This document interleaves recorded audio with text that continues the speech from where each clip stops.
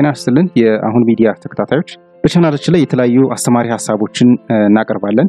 በዛሬው ፕሮግራማችን 10 በሚስጥር መያዝ ያለብን ወይም ለራሳችን ብቻ ብንይዛቸው የሚሻሉ ሐሳቦችን እናቀርባለን። ያችሁን ሰጣችሁ ስለምትከታተሉን ከልብ እናመሰግናለን።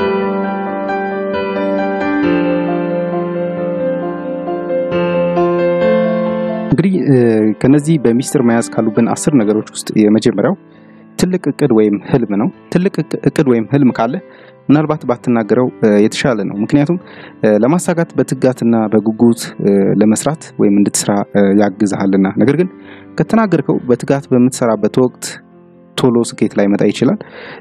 ስለዚህ የሌሎች ሐሳብ ኔጌቲቭ ሆኖ ወይ ደግሞ አይሳካም አይሆንም የሚል ሐሳብ ይመጣና ያንን ለማሳካት ያለህን ትልቅ ጉጉትና ፍላጎት ይቀንሰዋል ማለት ነው። ሌላው ጥናቶች እንደሚያሳዩት ለሌሎች በመናገርበት ወቅት አእምሮ እንዳሳካው ወይም እንዳደረከው ወይም እንደደረስክበት በማሰብ በትጋት እንዳትሰራ የሚያደርግ ሊሆን ይችላል።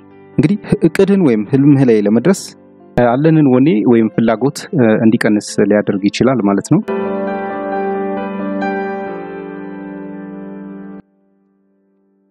ሁለተኛው ለራሳችን መያዝ ያለብን ወይም በሚስጥር መያዝ ያለብን ነገር ደግሞ ለሌሎች ያረግነው ነገር ወይም ደግሞ ለሌሎች ያረከው ጥሩ ነገር አለመናገር ነው። ለሌሎች ስላረከው ነገር ብዙ መናገር አስፈላጊ አይደለም። ይህም በቀላሉ ራስ ወዳድ ወይም ጉረኛ እንድትመስል ሊያደርግ ይችላል። ጥሩነት ለሚያውቁ የበዛ ትንታኔና ገለጻ አያስፈልግም ወይም አይፈልጉም። ጥሩ ነገሮችን ለጉራና ለታይታ ወይም ተቀባይነት ለማግኘት ብቻ የምታደርግ ከሆነ በተቃራኒው ዋጋ ሊያሳጣ ይችላል ማለት ነው። ስለዚህ ለሌሎች የምናደርገው ነገር በጣም አስፈላጊና ጠቃሚ ካልሆነ በስተቀር ደግመን ለሌላ ሰው ማውራት ወይም ደግሞ ማስተላለፍ አስፈላጊ አይደለም ማለት ነው።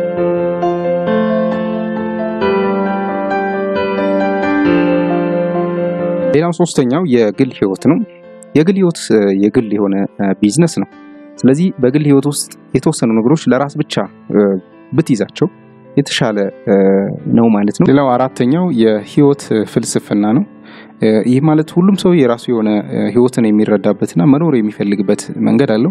ለተለያየ ሰው ደስታን የሚፈጥርለት ወይም እርካታ የሚሰጠው የተለያየ ነገር አለ። ስለዚህ ያንተ ምርጫ ወይም ያንተ የህይወት ፍልስፍና እምነትህ ያንተና ያንተ ብቻ ነው። ስለዚህ ሌሎች እንዳንተ እንዲያስቡ ወይም አንተን እንዲከተሉ ውድ ጊዜህን ማጥፋት አይጠበቅብህም ማለት ነው።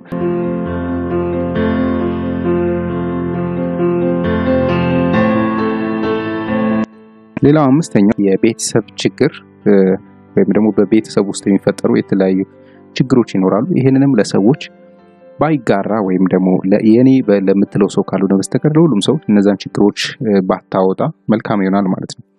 ሁሉም በቤቱ የራሱ የሆነ ድራማ አለው። ያንተም እንደዛው ነው። ያ ማለት ብዙ የተለየ አይደለም። ነገር ግን የቤተሰብን ወይም በቤተሰብ ውስጥ የሚፈጠሩ ነገሮችን ለሌሎች ባትናገር ይመረጣል።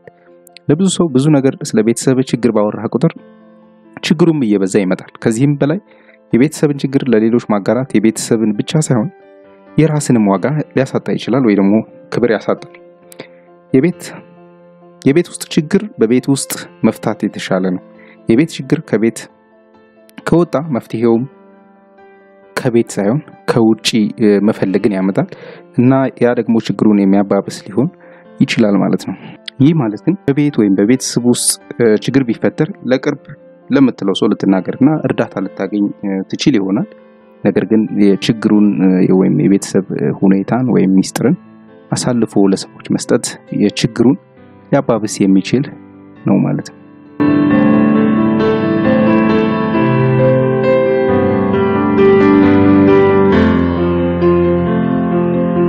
ሌላው ስድስተኛው ለሰዎች ሼር ባናረገው የተሻለ የሚሆነው ሐሳብ ስለ ሀብት ነው ወይም ደግሞ ስለ ራስና ስለ ቤተሰብ የሀብት መጠን ወይም ደረጃ ለራስ ብቻ መያዝ የሚመረጥ ይሆናል ማለት ነው።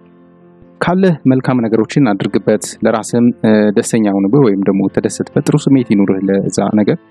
ሌላው ይሄ አለኝ ብሎ ከሰው በላይ ለመምሰልም ያንን ነገር መናገር አስፈላጊ አይደለም ማለት ነው። ሌላው ሰባተኛው የሌሎች ሰዎች ሚስጥር ነው። ሌሎች ሰዎች ሚስጥርን ለራስ መጠበቅ ማለት ነው። ለራስህ አንድ ለታ አድርግ። ይሄም ለሌሎች የሌሎችን የግል ህይወት የሚመለከት ነገር የሚያወሩት አንዱ አትሁን። ምክንያቱም በምንም ምክንያት የሰውን ገመና የግል ህይወት የሚመለከት ነገር ለሶስተኛ ሰው አሳልፈህ አትስጥ። አንድ ሰው ሚስጥር ብሎ ከነገረህ በትክክል ያንን ሚስጥር ለራስህ በመጠበቅ ኃላፊነትን መወጣት ያስፈልጋል ማለት ነው። ካልሆነ ከዛ ሰው ጋር የሚኖርህ ግንኙነት ሊበላሽ ይችላል፣ እምነትም ታጣለህ። አንዳንዴም በዛ ሰው ህይወት ላይ ትልቅ አደጋና ቀውስ ልትፈጥርም ትችላለህ። በዛም ራስንም የጉዳቱ ሰለባ ልትሆን ትችላለህ።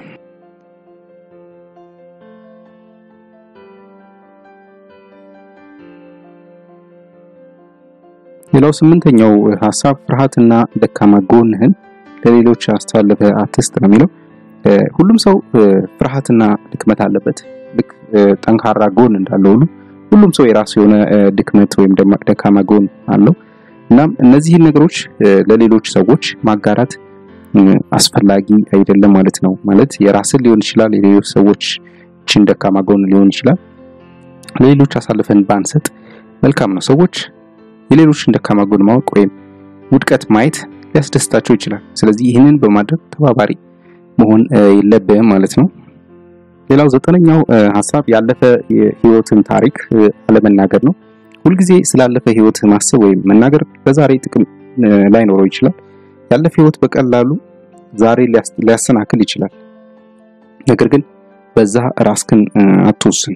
ራስክን አሁን ባለህበት መቀበልና መግለጽ አስፈላጊ ነው። ራስክን አሁን ባለበት መቀበልና መግለጽ አስፈላጊ ነው።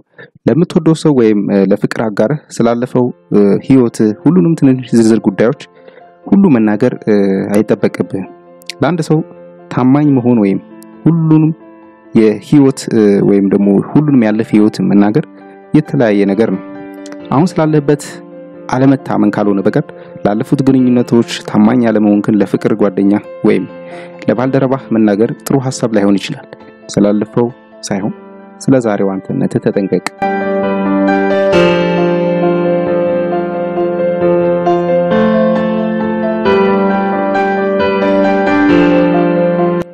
የመጨረሻው ለሌሎች ባትናገር መልካም የሚሆነው ስለ ችሎታ ወይም ደግሞ ስለ ልዩ ችሎታ ካለ ይሄን ለሌሎች ባትናገር ወይ ደግሞ ይሄን ለሌሎች መናገር ያለብህ ነገር ነው።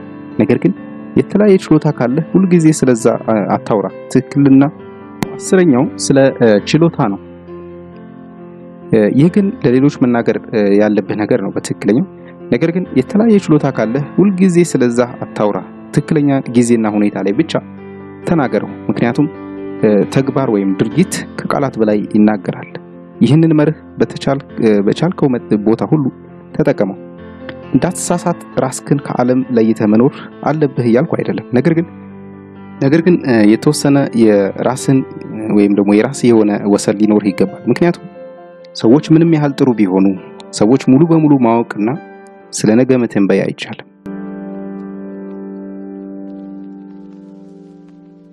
ውድ የአሁን ሚዲያ ተከታታዮች እስከዚህ ሰዓት ድረስ ከተከታተላችሁን ከልብ እናመሰግናለን።